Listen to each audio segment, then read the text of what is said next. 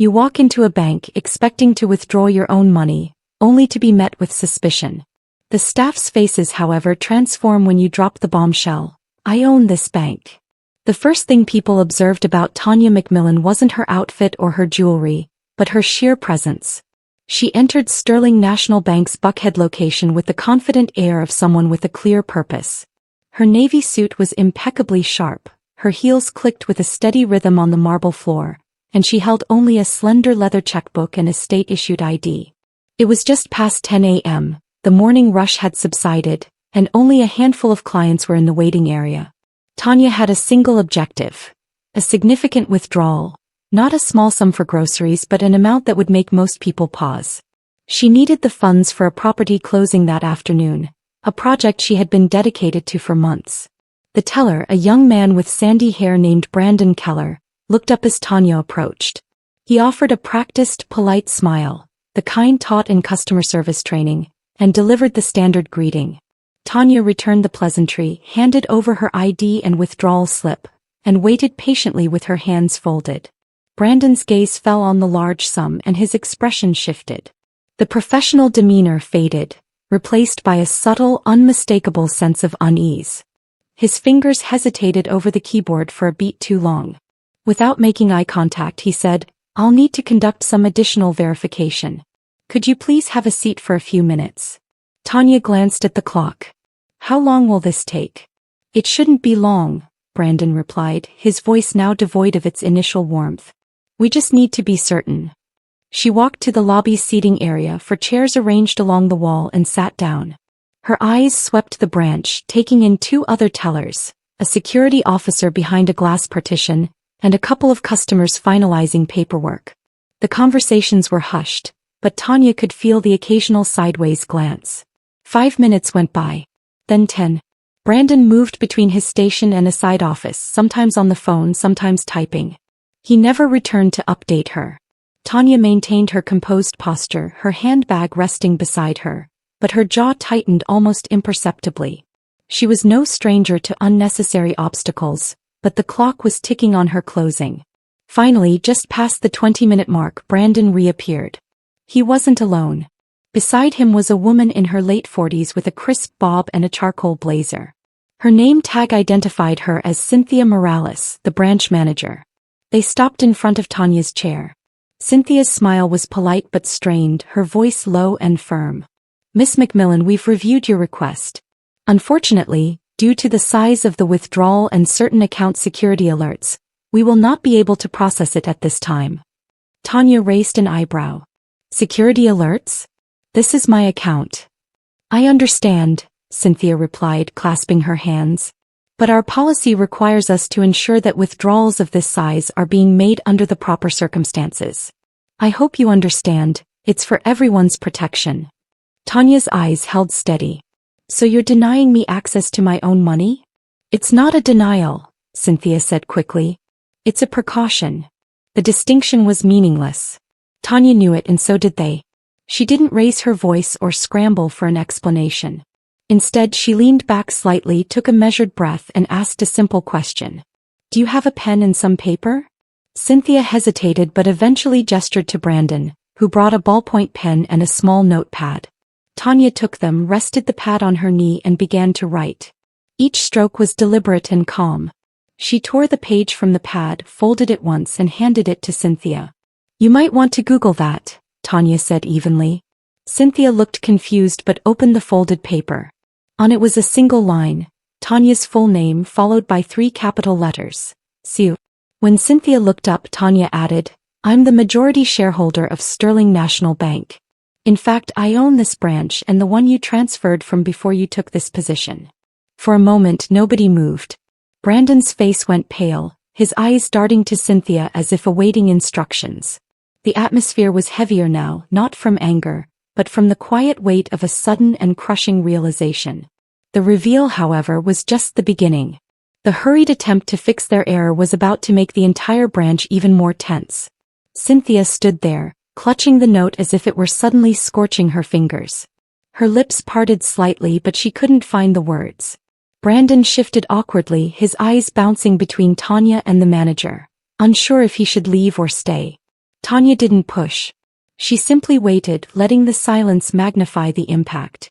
There was strength in not rushing, in allowing the other person to grasp the full extent of their miscalculation. Finally, Cynthia cleared her throat. "I'll need a moment to confirm this." "Take your time," Tanya replied calmly, folding her hands again. Her tone was almost polite, but anyone paying attention would hear the quiet steel beneath it.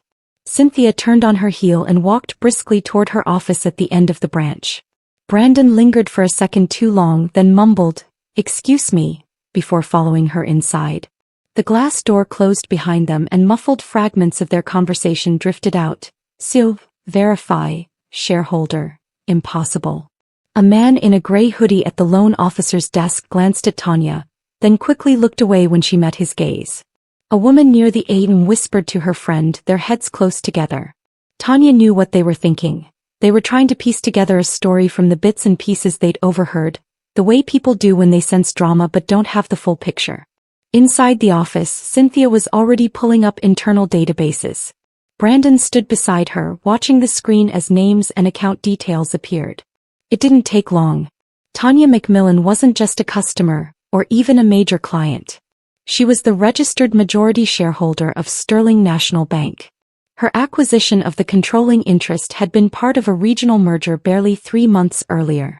Brandon whispered something that made Cynthia's shoulders stiffen. "Well," she said, her voice low, "this is awkward." In the lobby, Tanya checked the time on her phone. She still had an hour before she needed to leave for her closing, but every passing minute was a test of her patience. She considered calling her attorney but decided against it. She would give them the opportunity to resolve this on their own. The lesson would be more powerful that way. The glass door creaked open and Brandon re-emerged, looking as if he'd just received the worst news of his life. He approached the counter, avoiding Tanya's eyes as he began typing again. Cynthia followed a few steps behind, her expression neutral but her cheeks flushed. "Miss McMillan," she began, "we have verified your identity and your position with the bank. There appears to have been a misunderstanding on our part." Tanya tilted her head. "A misunderstanding?" "Yes," Cynthia said quickly. "The withdrawal can be processed immediately. I sincerely apologize for the inconvenience." Tanya stood and walked back to the counter, her heels clicking on the tile. She didn't hurry. Each step was deliberate, a reminder that she wasn't the one in a state of panic. "Before you process it," she said, "I'd like to know the exact reason for the initial delay." Brandon's throat bobbed. "It was a policy for transactions above a certain amount." "Policy?" Tanya repeated as if tasting the word. "Does that policy involve leaving a client in the lobby for 20 minutes without so much as an update?" Brandon looked at Cynthia, who stepped in. "No, it doesn't. That was poor handling on our part." Tanya let the silence hang for a moment before saying, "Let's proceed with the withdrawal." Brandon nodded, typing at the keyboard with a bit too much focus. The crisp sound of bills being counted cut through the low murmur of the branch. He stacked the money neatly, double-checked the total and placed it in a discreet envelope. When he handed it to her, Tanya didn't immediately take it. She looked at Brandon, then at Cynthia and said, "I've built my career on 2 things. Knowing my worth and never letting anyone else define it for me. You might want to remember that the next time a client sits in that chair." Cynthia's lips tightened into something that wasn't quite a smile. "Understood, Miss McMillan." Tanya took the envelope, slipped it into her handbag and reached for her checkbook and ID. The transaction was technically complete, but the moment wasn't over. There was still the matter of how they would attempt to recover. And what they offered her next would be even more telling than the delay itself. Tanya already knew her answer before they even spoke. Tanya didn't head for the door right away. She remained in place, not out of hesitation, but because she could see the wheels turning in their minds. She had been in too many boardrooms to miss the signs. The quick glances between employees, the subtle nod toward a back office, the hushed conference that meant someone was trying to salvage a situation. From her lobby chair, Tanya had a clear view of the entire branch. She noticed small details most customers would overlook. The faint scuff marks on the lower half of the glass doors, the way the loan officer nervously shuffled papers to avoid looking in her direction, the quiet hum of the counting machine still running in the back. She wasn't focused on noise but on behavior. People show you who they are when they think they have the upper hand, and right now both Brandon and Cynthia were performing mental acrobatics to figure out how to present themselves as helpful professionals rather than the gatekeepers who had just tried to deny her access to her own funds. Her phone buzzed in her bag. It was a text from her real estate agent in Savannah, confirming that the closing attorney had everything prepared for the afternoon meeting. Tanya quickly typed back, "On track," even though she was technically still here waiting for the other shoe to drop. She thought back to her early days in business, when she first stepped into high-stakes negotiations. Back then she was often on the receiving end of long pauses, sideways glances, and those thinly veiled tests of credibility. They had assumed she didn't belong at the table. That same quiet skepticism was what she had just encountered here, except now she wasn't a newcomer trying to prove herself. She was the one holding the majority stake in the bank's entire operation. The irony was not lost on her. Out of the corner of her eye, Tanya saw Cynthia reappear, this time without Brandon. The manager carried herself differently now, a little straighter, her smile a little too practiced. She approached slowly, as if walking up to a guest she had accidentally offended at a dinner party. "Miss McMillan," Cynthia began, "we want to ensure your banking experience reflects the standards we hold ourselves to. Given your position with Sterling, I'd like to personally offer you access to our private client services." Tanya didn't miss the hesitation on the word position. It was as if she had almost said ownership, but thought better of it. "And what would that involve?" Tanya asked, her tone even. "It means you'd have a dedicated relationship manager," Cynthia explained. "No wait times, direct contact for all transactions, concierge-level service for personal and business needs. We'd also be able to handle large withdrawals without the delays you experience today." Tanya leaned back slightly, crossing one leg over the other. "So, I'd get what I should have received in the first place?" Cynthia's eyes flickered, but she kept her smile in place. "Well, yes, but with additional benefits." It was tempting in a way. Tanya had always believed in creating systems that cut through bureaucracy. But this wasn't about convenience anymore. It was about principle. She could accept their offer, walk out with a smoother process, and never have to deal with a scene like this again. But that would leave the underlying problem unresolved for everyone else who didn't own the building. "I appreciate the offer," Tanya said finally, "but I think I'll pass.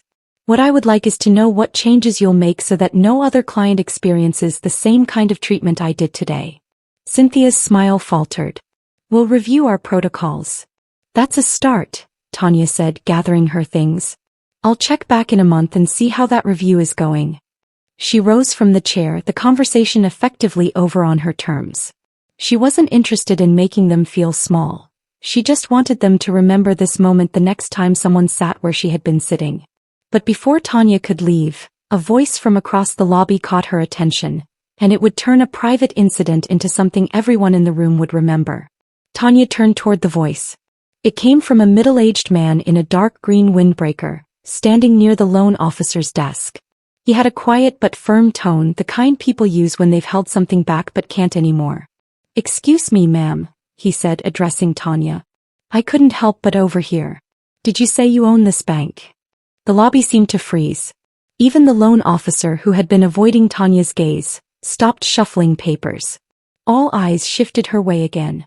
"That's correct," Tanya replied, her voice steady. "I'm the majority shareholder of Sterling National." The man shook his head slowly. "Well, I'll be. I thought something was strange when you came in. You walked like you knew the place better than anyone here. I guess now I know why." Before Tanya could respond, Cynthia's voice cut in quickly. "Sir, if you could."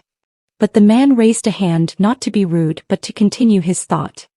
"I've been banking here for 12 years. If they can treat the owner like this, I can only imagine what they do to me." That landed harder than anything Tanya had said so far.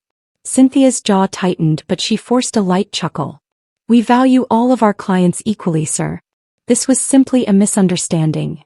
The man didn't look convinced, but he let it drop, turning back toward the loan officer's desk.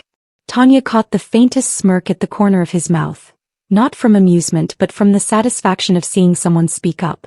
Cynthia turned back to Tanya, her voice lower now.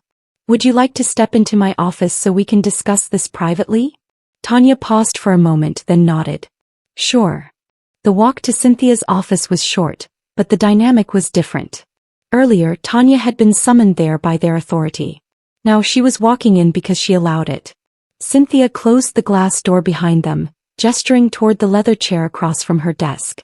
I want to start by apologizing again, Cynthia began, settling into her seat.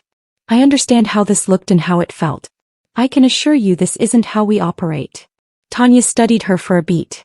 You've been with Sterling for how long? Just over a year, Cynthia answered. Before that, I managed a branch in Tampa. Then you know the importance of recognizing patterns, Tanya said. If a client walks in, presents a valid ID and requests a withdrawal from their own account, the process should be straightforward. The fact that it wasn't means something in your system, whether policy or people, is broken. Cynthia's pen tapped lightly against her desk, an unconscious rhythm. I understand. I'll review today's events with our staff and make adjustments. That's fine, Tanya replied. But I want it on record. Not because of who I am, but because the next person who sits in that lobby shouldn't have to pull rank to be treated fairly.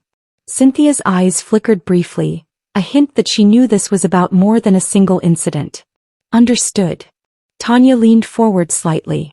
Do you have quarterly client feedback reports for this branch? Yes, Cynthia said. They're reviewed at the regional level. Send me a copy from the last 2 quarters, Tanya said plainly. And I'll expect to see the next one when it's compiled. Cynthia nodded, though her posture was just stiff enough to reveal she wasn't used to taking directives from a client. Or in this case, the client. The conversation ended without a handshake. Tanya stood, opened the office door and stepped back into the lobby. She could feel the shift in the room. Customers pretending not to listen, employees pretending to be busy. She didn't need to say anything else to them. The point had been made. Cynthia followed a few steps behind, but this time she didn't try to lead. She returned to her counter, speaking briefly to Brandon, who still looked like he'd rather be anywhere else. Tanya glanced toward the man in the windbreaker, who gave her a single, approving nod. She acknowledged it with a slight lift of her chin before heading toward the exit. But just as her hand reached for the glass door, a sudden thought made her stop. There was one last thing she needed to do before walking out. Tanya let her hand hover over the door handle for a moment before turning back toward the counter. He could leave, sure. She had her money and she had made her point. But walking out now meant the incident would end quietly, tucked away as an embarrassing memory for the staff and nothing more. That wasn't enough, not this time. She walked back toward Brandon's station. The air in the branch seemed to tighten again, as if everyone realized they were about to witness a second round. Brandon straightened instinctively, forcing a polite smile that didn't reach his eyes. Is there something else I can help you with, Miss McMillan? He asked, his voice a shade too cautious. Yes, Tanya said evenly, resting her handbag on the counter. I'd like a receipt for today's withdrawal, itemized with the exact time the request was made and the exact time it was processed. Brandon blinked. Of course. Give me a moment. She watched him type, each keystroke sharp against the keyboard. And make sure it shows the delay, she added. His fingers paused for just a second before continuing. Yes, ma'am. While he worked, Tanya's attention shifted to the other employees. The loan officer was watching her through the reflection in the glass partition, pretending to shuffle papers again. A young woman near the Aiden quickly averted her eyes when Tanya glanced her way. Customers had stopped pretending they weren't paying attention. Some openly followed the exchange now. When Brandon handed her the receipt, Tanya folded it neatly and slipped it into her bag. She looked at him for a long moment. Do you know why I asked for that? Brandon hesitated. For your records? No, Tanya said. Because paper doesn't forget. And neither should you. Cynthia had reappeared at the edge of the counter, her arms crossed loosely. Is there anything else we can do to make this right today? She asked, her voice careful and measured. Tanya met her gaze. Yes. I'd like to speak to the regional operations director now. Cynthia's posture stiffened, but she didn't argue. I'll make the call. As she walked toward her office, Tanya turned back to Brandon. In your role, you're the face of this bank for every client who steps up to this counter. That means you set the tone. The delay today wasn't just policy, it was a choice. Remember that the next time you decide who gets treated like they belong here and who doesn't. Brandon swallowed hard, his voice low. I understand. Minutes later, Cynthia returned, holding out her phone. I have Mr. Reynolds from Regional on the line. Tanya took the phone. Mr. Reynolds, this is Tanya McMillan. I'm calling from the Buckhead branch, the one I own. We had a situation this morning that I think you should be aware of. The conversation was direct. She laid out the facts. The time she arrived, the request she made, the delay, the refusal, and the eventual reveal. No embellishments, no raised voice, just a clear timeline of events. On the other end, Reynolds apologized repeatedly, promising a review of procedures and a follow-up with her directly. Tanya ended the call with a simple, "I'll expect to hear from you within the week," and handed the phone back to Cynthia. "That's all I needed today." Cynthia nodded, but the look in her eyes was complicated. Part frustration, part respect, and part the sinking realization that this would be talked about long after Tanya left the building. Tanya picked up her handbag again, turning toward the customers who were still watching. For a brief second she considered saying something to them. A reminder that sometimes the only way to fix a system is to call it out where everyone can see. But she didn't need to. Her presence had done the talking. But even Tanya didn't expect what would happen just outside those glass doors, where the incident was about to take on a life of its own beyond the bank's walls. The moment Tanya pushed through the glass doors, the warm Georgia sun hit her face, but so did the sound of voices. A small group of people stood just outside, clustered near the corner of the building. They weren't protesters, just everyday customers who had been inside earlier or had drifted in from the sidewalk after catching wind of something unusual happening in the branch. One of them, a woman in her 60s wearing a denim jacket, stepped forward. "Excuse me, ma'am. You're the lady they were giving a hard time to in there, right?" Tanya paused. "That depends. What exactly have you heard?" The woman glanced at the others, then back at Tanya. "We heard you own the bank. Is that true?" There was no point in softening it. "Yes, I'm the majority shareholder of Sterling National. That's my branch." A ripple went through the group. A man in a Braves cap whistled softly. "So they tried to block you from taking your own money from your own bank?" "That's exactly what happened," Tanya said. The woman in the denim jacket shook her head. "You kept your cool in there. I was sitting in the back, I saw the whole thing. Most people would have lost their temper." Tanya smiled faintly. Sometimes the quietest reaction makes the biggest impact. From behind her, the glass doors opened again. Cynthia stepped outside, her blazer buttoned, her expression carefully neutral. She stopped when she saw the small crowd. For a brief moment, her eyes flickered toward Tanya as if silently pleading with her not to say more. But Tanya wasn't interested in keeping the story locked inside those walls. "To be clear," Tanya said, projecting her voice just enough for the group to hear, "this isn't about me. I can handle myself. But what happened in there shouldn't happen to anyone, whether they own the building or just opened their first account yesterday." The man in the cap nodded. "People need to hear that." Cynthia stepped closer, her tone polite but strained. "Miss McMillan, perhaps we can continue this discussion privately?" "We already had that conversation," Tanya interrupted, still calm but unyielding. "This one isn't about policy meetings. It's about the fact that respect shouldn't depend on knowing who someone is before you give it." A young woman in a floral dress who had been standing at the back raised her phone. "Would you mind if I recorded what you're saying? I think people would want to hear it." Tanya hesitated for a second, weighing the consequences. She knew a video could take the story far beyond the street corner, and maybe that was the point. "Go ahead," she said. The woman hit record and Tanya spoke clearly without theatrics. "This morning I walked into a branch of a bank I own to withdraw money from my own account. I presented my ID, followed the process, and was told my request was suspicious. After a 20-minute delay, it took revealing my ownership of the branch to get my transaction approved. That's not just a policy issue.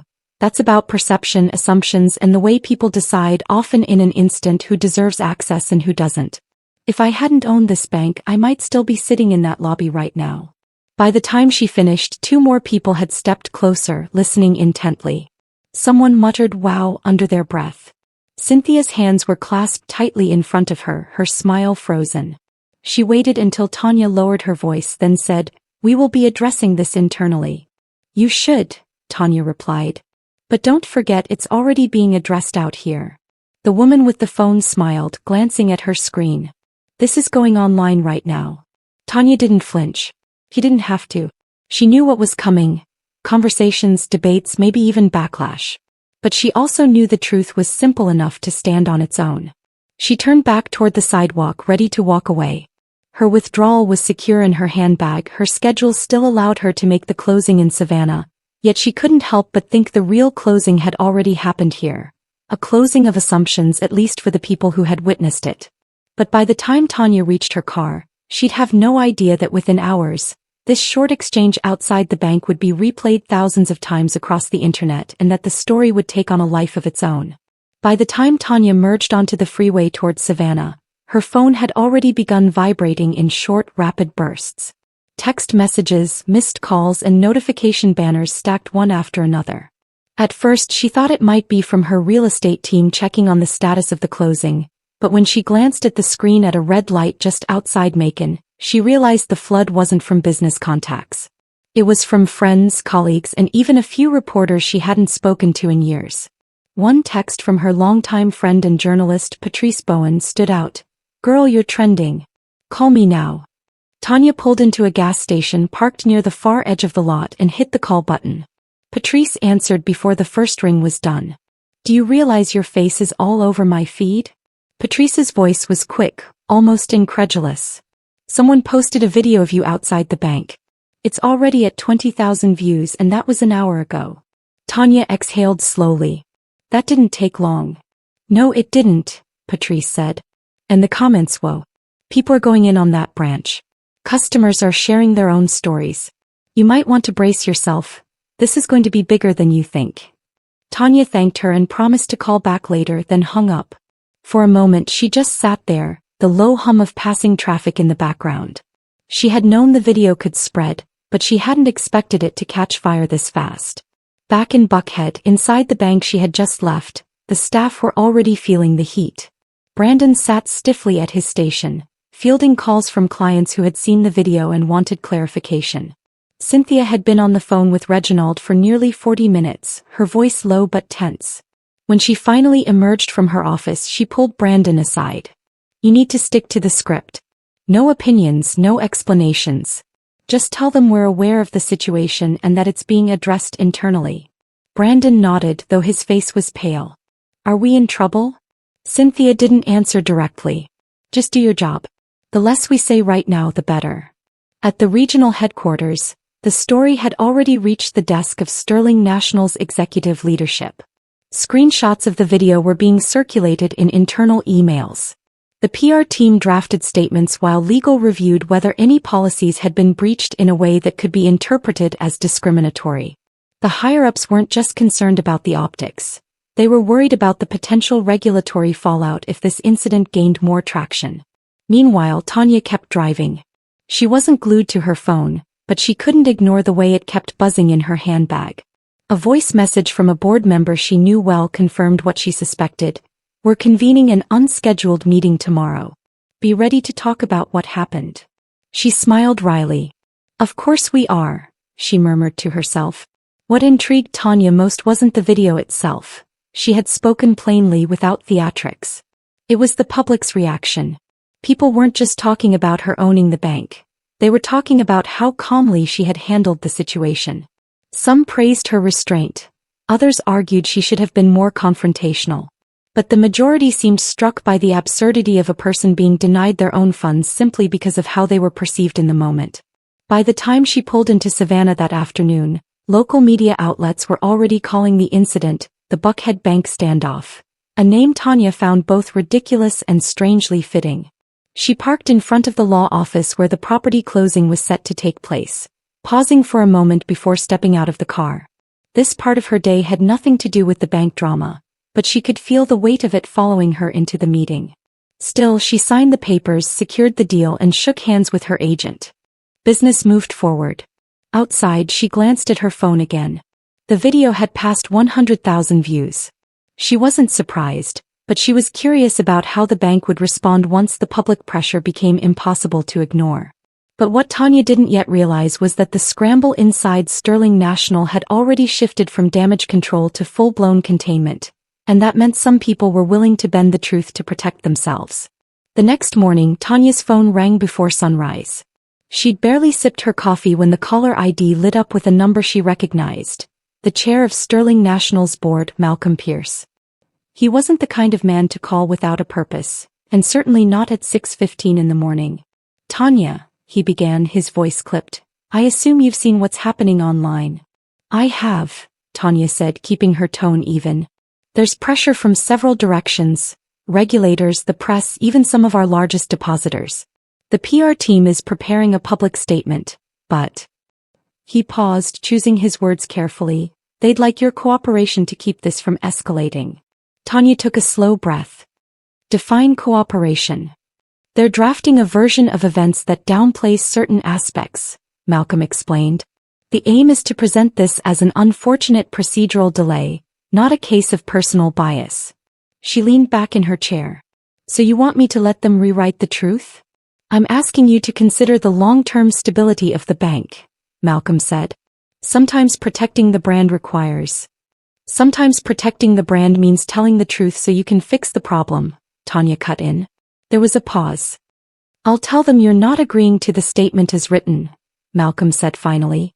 "But Tanya, this is going to make some people very uncomfortable." "Good," she replied, ending the call. By mid-morning, Tanya decided to return to the Buckhead branch. She wasn't there to argue, she wanted to be seen.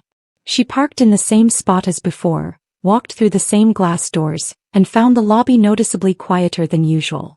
The air felt heavier, as if everyone was hyper-aware of what had happened the day before. Brandon was at his station, but when he saw her, he froze for a split second before standing a little straighter. Cynthia emerged from her office almost immediately, her expression set in a careful, practiced smile. "Miss McMillan," she said, "welcome back. We've made some immediate changes to our handling of high-value withdrawals." "That's good to hear," Tanya replied. "But I came today for a different reason." She stepped aside, revealing a man and woman who had followed her in. Both were dressed in business attire, each carrying a leather folder. "This is Darren Cole from Regional Compliance and Janet Price from our Corporate Communications team. They're here to observe how this branch operates and to speak with staff." Cynthia's smile didn't falter, but Tanya caught the faint tension in her jaw. The visit wasn't hostile, but it was thorough. Darren quietly asked Brandon and the other tellers about transaction procedures. Janet spent time with Cynthia, reviewing the branch's customer service training materials. Tanya didn't hover. She simply took a seat in the lobby, watching the process with the same calm she'd shown the day before. It didn't take long for the first customer to approach her. A young man in a navy hoodie and jeans stopped by her chair. "I saw the video," he said quietly. "I just wanted to say thank you. Stuff like that happens more than people realize." Tanya gave him a small nod. "Then maybe now it'll happen less." Over the next hour, 2 more customers stopped to speak with her. None of them raised their voices or made a scene, but each exchange carried the same undercurrent: relief that someone had stood up in a way that couldn't be ignored. By the time Darren and Janet wrapped up their review, Cynthia approached Tanya once more. This time her tone was softer. "We'll be implementing new steps starting today. Clients withdrawing large sums will be escorted to a private office to complete their transactions, regardless of the amount or their account history. No more lobby delays." "That's a step," Tanya said. "Let's see if it sticks." She left the branch without further comment, but this time the silence in the room wasn't from skepticism. It was from the quiet acknowledgement that things had changed. Outside, a local TV crew was waiting on the sidewalk. Tanya didn't avoid them. She stopped, answered a few direct questions, and left them with one closing line: "Respect shouldn't be a privilege you earn. It should be the starting point in every interaction." The cameras caught it all. By that evening, her words were leading the local news. But even as the bank scrambled to repair its public image, the online conversation was already shifting from the details of Tanya's withdrawal to a much bigger question about how authority and respect are granted in everyday life. By Friday morning, the video had crossed 2 million views. It wasn't just on social media anymore.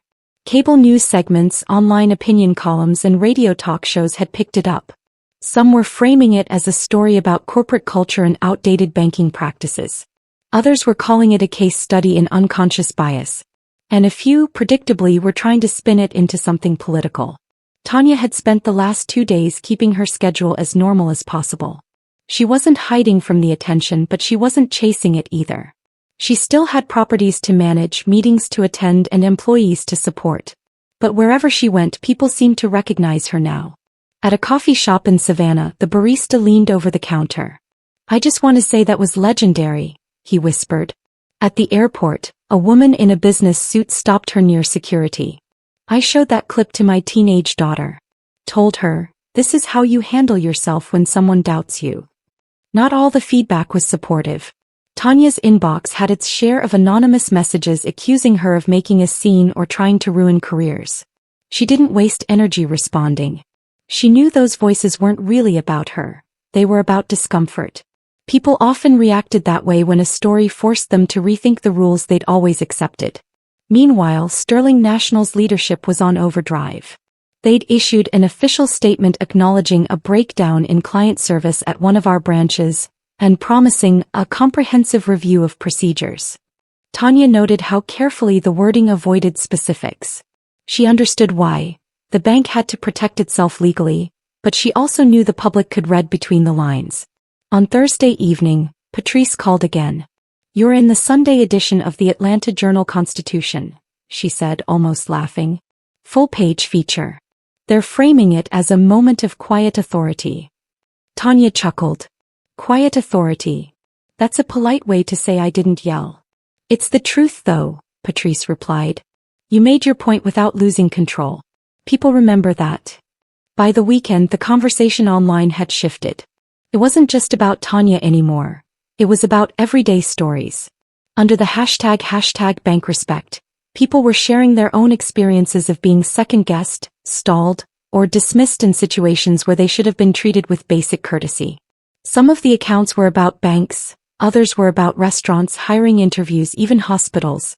The details were different, but the core frustration was the same. The feeling of having to prove your legitimacy before being taken seriously. Tanya read through dozens of these posts one night, sitting at a kitchen table with a cup of tea. They weren't all angry. Some were hopeful, pointing out moments where a single respectful employee had changed an entire experience. But the sheer volume of them told her this was bigger than a single branch or a single transaction. She started thinking about her next board meeting. Maybe it was time for Sterling to take this further. To look at how every client interaction could be designed to avoid these moments altogether, not as a PR gesture but as a real shift. The following Monday, Tanya received a message from Darren Cole, the compliance officer who'd visited the branch with her. "We've finalized the procedural changes," it read. "I'd like to discuss additional training programs for all frontline staff. Would you be open to helping us shape them?" She stared at the screen for a moment before typing back, "Yes. Let's make it worth the effort." The media attention would fade eventually. That was inevitable. But Tanya was determined that the lesson wouldn't fade with it. She wasn't interested in being a viral headline. She wanted the kind of change that couldn't be reversed once the spotlight moved on.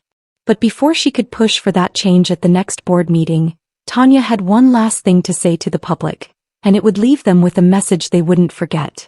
It was a clear Tuesday morning when Tanya sat down in her home office to record a short message. No production crew, no special lighting. Just her laptop camera and the sunlight spilling through the blinds behind her.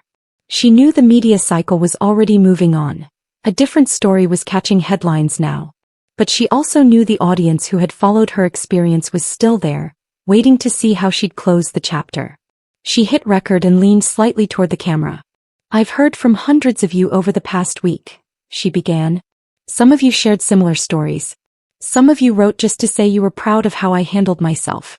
And some of you, well, you didn't agree with how I did it at all. That's fine. We're not always going to agree on the best way to handle a difficult moment." Her tone stayed warm and conversational, as if she were speaking to a friend over coffee. "But here's the truth I've learned in 30 years of running businesses," she continued. "Respect is the only real currency that matters. You can have money in the bank. You can have titles. You can have influence. But if the people you deal with every day can't start from a place of respect, you're going to spend your life paying a debt you didn't owe in the first place." He paused, letting the words breathe. What happened at the bank wasn't new. It happens in different ways in different places to different people. The only difference this time was that I happened to own the building. That fact changed the ending, but it shouldn't take that kind of leverage to be treated fairly. Everyone should get the benefit of the doubt before they have to prove they deserve it. Tanya leaned back slightly, her voice steady but firm. So here's my ask. If you're watching this and you work with the public, remember that every person who walks through your door is someone's mother, father, child, or friend. They have a story you can't see. Treat them as if that story matters, because it does. She tapped the desk lightly with her fingertips, a habit she had when making a final point. And if you're on the other side, if you're the one being doubted, delayed, or dismissed, don't let someone else's perception rewrite your value. Stay calm, hold your ground, and make sure the truth gets heard. You don't have to shout to be heard clearly. Her expression softened, a faint smile tugging at her lips. This isn't just about banking. It's about every interaction we have, every decision we make when we meet someone new. You have the power to make someone feel smaller or to make them feel seen. Choose wisely. She ended the recording with a final line meant for the people who had been following from the start. If this message matters to you, share it. Talk about it. Bring it up the next time you see something that doesn't look right. Change doesn't happen in conference rooms. It happens in the moments we decide not to look away. Tanya uploaded the video, expecting it to quietly make its way through the same channels that had amplified her story the week before. By the end of the day, it had been shared by community leaders, workplace trainers, and even a few bank executives she didn't know personally. Her calm delivery and refusal to frame the story as a personal victory made it harder for people to dismiss as a stunt. In her next board meeting, she pushed for the staff training initiative Darren had mentioned, not just for her branches, but for every Sterling national location in the country. The motion passed unanimously. And while she knew policies didn't change hearts overnight, she also knew this was a starting point. For Tanya, the takeaway was simple. The real win wasn't that she got her money or that the video went viral. The win was knowing the next person who walked into that branch, or any branch, might walk out with their dignity intact whether they owned the building or not. Before closing her laptop for the day, she added a line to her calendar as a personal reminder. Check in. Keep the pressure on. Never let them forget. If you believe respect should be the starting point in every interaction, subscribe for more stories that show what it looks like in real life and how to make it the standard, not the exception. Point 1.